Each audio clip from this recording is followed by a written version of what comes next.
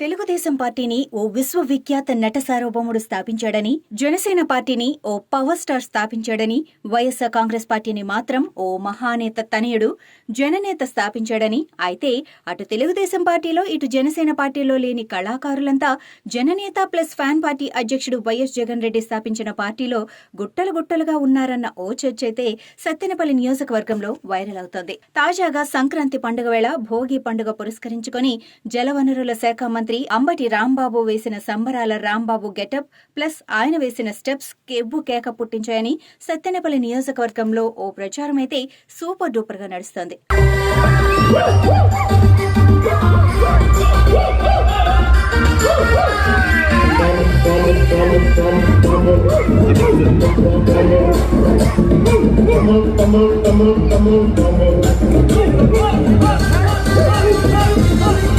అలాగే నియోజకవర్గంలోని వివిధ మండలాలకు చెందిన ప్రజలంతా ఈ కార్యక్రమానికి హాజరై సంబరాల రాంబాబు డాన్స్ కార్యక్రమాన్ని సక్సెస్ కాదు గ్రాండ్ సక్సెస్ చేశారన్న ఓ ప్రచారం సైతం కొనసాగుతోంది. గతంలో రాజకీయ పార్టీ అధినేతలపై మాత్రమే పాటలు ఉండేవని, కానీ అంబటి రాంబాబు తనపై పాట రాయించుకుని మరీ ఇలా డాన్స్ చేయటం పట్ల ప్రజలంతా ఆశ్చర్యం వ్యక్తం చేస్తున్నారు. మరోవైపు మంత్రి అంబటి రాంబాబు టీడీపీ అధ్యక్షుడు చంద్రబాబుతో పాటు జనసేన పార్టీ అధ్యక్షుడు పవన్ కళ్యాణ్ పై ప్రెస్ మీట్ పెట్టి వ్యంగ్య బాణాలు సంధిస్తారని, అయితే అదే అంబటి రాంబాబు ఇలా స్టెప్స్ వేయటమే కాకుండా నేను సంబరాల రాంబాబును అంటూ ఆయన భోగి మంటల సాక్షిగా ఇచ్చిన క్లారిటీ మాత్రం అదిరిపోయిందని వారు చెబుతున్నారు.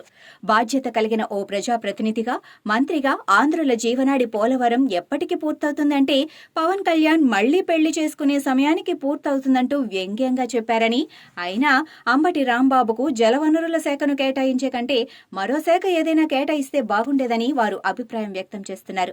ఇక ఇదే కార్యక్రమంలో ఓ హీరోయిన్ కూడా తీసుకొచ్చి ఆమెతో కూడా కాలు కదిపి అంబటి రాంబాబు కనుక స్టెప్ వేస్తే ఇంకా ఈ సీన్ సూపర్ డూపర్ గా ఉండేదని సత్తెనపల్లి నియోజకవర్గ ప్రజలు పేర్కొంటున్నారు. రాబోయే ఎన్నికల్లో ఓవేళ అంబటి రాంబాబు ఓటమి పాలైనా కొరియోగ్రాఫర్ గా టాలీవుడ్ ఇండస్ట్రీలో మంచి భవిష్యత్తు ఉంటుందన్న నమ్మకం మాత్రం తమకు ఉందని సదరు నియోజకవర్గ ప్రజలు అంబటి రాంబాబు భవిష్యత్తుకు గ్యారంటీ ఇస్తున్నారు. అయినా అంబటి రాంబాబులో చాలా టాలెంట్ ఉందని, ఆయనలో ఆ టాలెంట్ను ఫ్యాన్ పార్టీ అధ్యక్షుడు వైఎస్ జగన్ గుర్తించారని, అందుకే సీఎం వైఎస్ జగన్ ఎప్పటికీ ఆయన్ని వదులుకోలేరని, కానీ అంబటి రాంబాబు మంత్రి కావటం వల్ల ఆయనలో సహజ నటనంతా మళ్లీ ఇలా సంక్రాంతి పండుగ వేళ బయటకు తన్నుకొచ్చిందని, ఇప్పటికే టాలీవుడ్లో పలు చిత్రాల్లో ఆయన నటించారని, అయితే ఆయన నటనను ప్రజలంతా దాదాపుగా మర్చిపోయారని, కానీ ఆయనలోని ప్రతిభా పాఠవాలు చూసి రాబోయే కాలానికి కాబోయే ఓ సహజ నటుడు టాలీవుడ్కి ఇలా సంక్రాంతి పండుగ వేళ దొరికాడని, దీంతో తెలుగు సినీ కళామ తల్లి సైతం సిగ్గు మొగ్గలతో మెలికలు తిరుగుతూ తెగ మురిసిపోతుందని వారు వివరిస్తున్నారు.